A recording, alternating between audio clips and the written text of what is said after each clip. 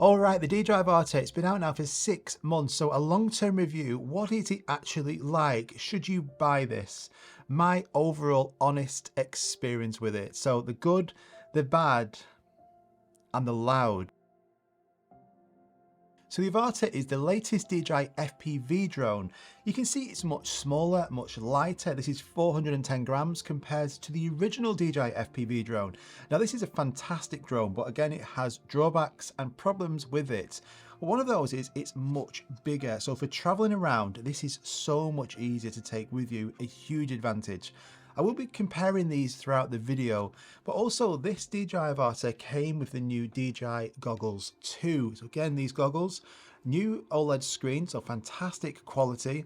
They're much lighter, much smaller, much easier to take with you again. Just look again at the comparison between the original V2 goggles. These are tiny in comparison.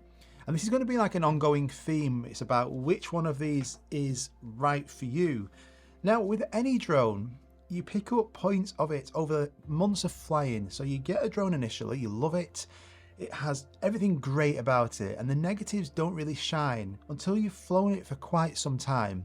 And that's why mid-term or 6-month reviews like this are essential, because I have found loads of good points with this, but it also has bad points as well. And it might put you off buying this drone and maybe getting the DJI FPV. But before we talk about the bad points, let's get into all the good points. Now, when you look at the FPV drones compared to, say, the cinematic drones, one word I could sum this up with is fun. So the fun factor from flying drones like this is incredible and unmatched. The immersive feel when you have goggles on and you are looking through the goggles at like a bird's eye view, exactly what that drone is seeing. It is incredible and much better than if you're just looking down on the controller screen when you're flying one of the cinematic drones.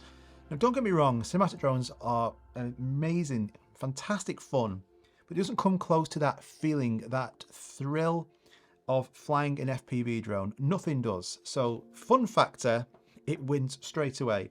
Now next I'm going to talk about a huge advantage to this, which is the camera. But before we get into that, if you are new around here and you like tech or drone content, please consider subscribing. I have loads of videos coming in 2023 which are going to just blow you away. So I really do hope you enjoy this video. I've done loads of other videos on loads of different drone content, tech content, so go and check them out. But if you are new around here, please consider subscribing. I'm really appreciative. And if you are liking this video, just hit that like button. It really helps. Right, camera. This camera has had a huge upgrade over the original DJI FPV drone. So this drone was great, but you see, I've got a mount on here to put an action camera. Now, the downside to that is when you put an action camera on, the quality is going to be better, but the battery life is going to be a lot worse. On here, the camera is that good. It shoots in 4K 30, 4K 50, 4K 60. It can shoot in 120 FPS in 2.7K. But the quality is upgraded, so you don't have to have any kind of action camera on here. It just looks great straight out of the 4K files. It looks brilliant. That means then we're not going to then have a decrease in the battery life. So camera quality, which is really important. You see these cinematic videos all over Reels and TikToks, and they look ace, and majority of them are all filmed on FPV drones. So you want the camera quality to be great, and this certainly is. But it gets better. You see, this has the same technology as Rock Steady and Horizon Steady from the action cameras. So this footage for FPV has to be nice and stable. But what's great about this drone is that this captures the gyro data. So you can turn all the stabilization settings off, and then you just get that 4K file, and then you put that onto gyro flow. Now, you probably heard with GoPro, you've got Real Steady, but gyro flow is free. So there's no cost, nothing whatsoever. You can take the 4K file direct off here, drag it onto GyroFlow, and then export it. And the footage from here is silky smooth, incredibly smooth, just like Real Steady. But this is free, so I think that is a massive advantage. The camera on here, camera quality is fantastic. Now, when you're traveling, you want to take these FPV drones with you, maybe as well as your cinematic drone, because these can do things cinematic drones cannot.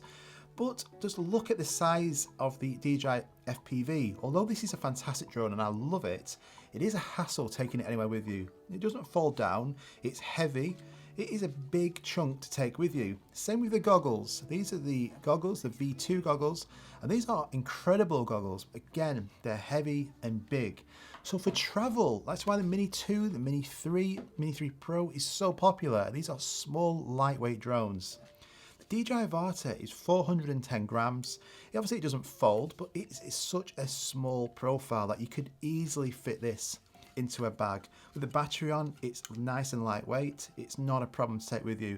The goggles are much smaller and again, lightweight, and the controllers themselves. So you can either take this controller or the other controller, which I'll speak about in a sec. But yeah, for traveling, it's much better and a huge advantage. And when you do go to these locations, it has that performance, but you can also fly this indoors. It's got prop guards on it. It's just overall a lot better. So you can do more types of shots with this that you couldn't on the bigger, heavier DJI FPV drones with no prop guards. So for flying through things, flying through objects, flying indoors, flying around people, this is going to be a lot safer and a lot easier to do. Now these goggles too, I really do like. So they've got mini OLED screens here on the inside of them. They've also got a diopter adjustment. So if you wear glasses, you can adjust this and you can completely customize these to your preference so you get the best possible view.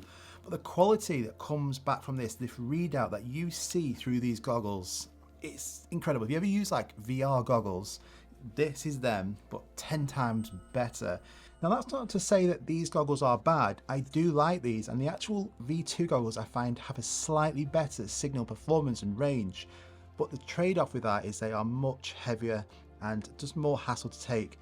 These are just really nice and streamlined and easy. Fit these into basically a small bag really easily. So these I think are fantastic. Now build quality is super important with FPV drones. You see, you're going to crash these a lot. It's what FPV kind of makes you do. You're going to push this drone to the limit. You can do moves with this you cannot do with cinematic drones. So therefore it's going to be more of a riskier flight. So you're going to crash it more, and I've crashed this a lot. And look at it, it is in great condition. Build quality, it's made of really strong plastic. The battery is nice and secure in there. I have heard of some reports of the battery coming out. I've not had that. It's really nice and tight in there.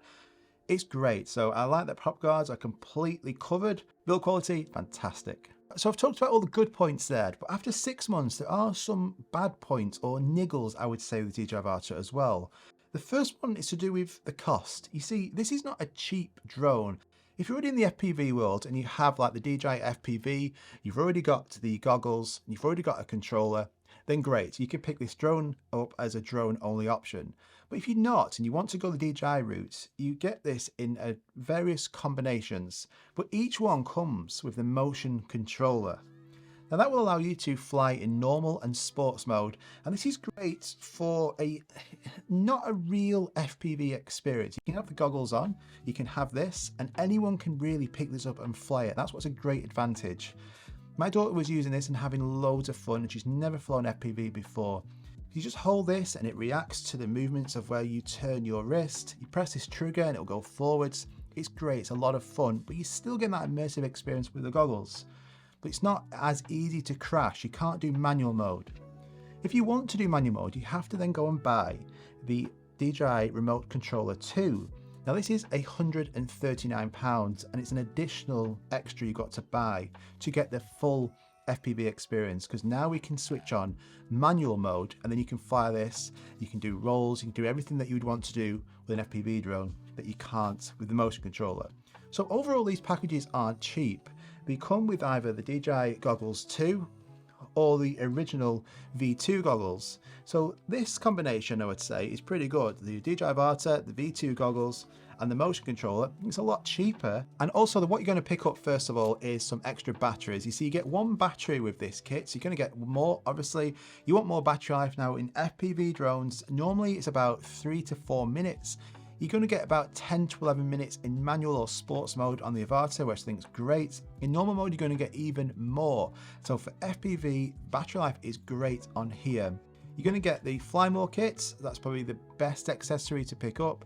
Gives you 2 extra batteries and the charger, that's £215. So overall, it is an expense to get into this, and that makes you think, should you just go and pick up the DJI FPV drone? It comes with the goggles, comes with the controller, and it's much cheaper.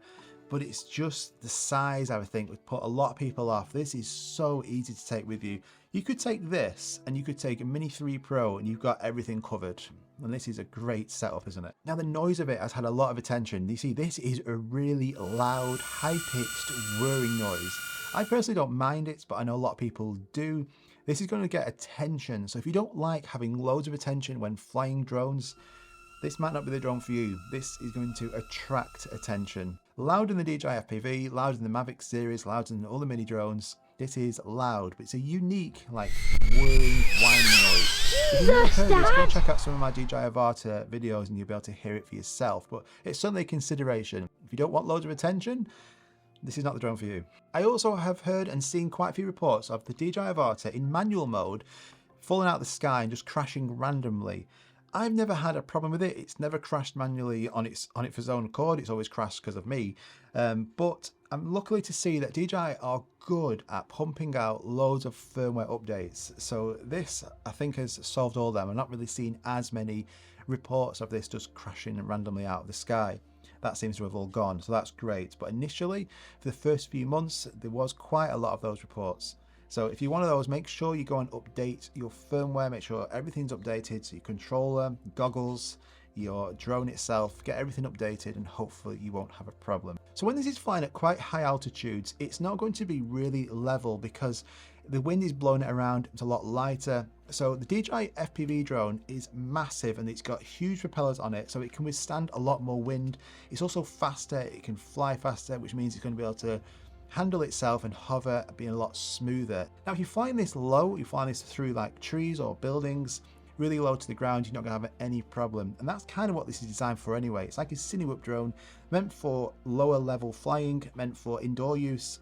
This is what it's going to be great at. But for flying over like mountain tops and really high up, this isn't great. This is where you're going to need either a custom FPV drone or the DJI FPV drone. So who is this actually for? Well, I think if you're already in the DJI ecosystem or you've never flown an FPV drone before, I do argue that for beginners, the DJI route is simply the best. It's unmatched. You see, you can go on the simulator and you can practice for hours and hours and hours, flying either the DJI Avata or the DJI FPV through different, basically mock-ups of towns, football stadiums, and you can fly and experience exactly what this is like on the controller with the goggles on, but on a simulator. Then once you get confident at that, you can then go and fly it in real life. So if you want to stay the DJI FPV route and you want a drone that's small, take with you on holiday to different locations, get great FPV shots, this is the one for you. Now, what I would hope for is that these goggles too, one day, will be compatible with other drones like the Mavic series.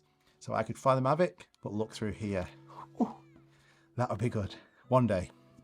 But I hope you enjoyed that. If you're new around here, make sure you like and subscribe. Let me know what you think about the DJI Avata. Have you got this drone? Do you want this drone? If you've got any questions, let me know in the comments down below and I'll try and answer them. And I'll see you guys on the next one. Bye-bye.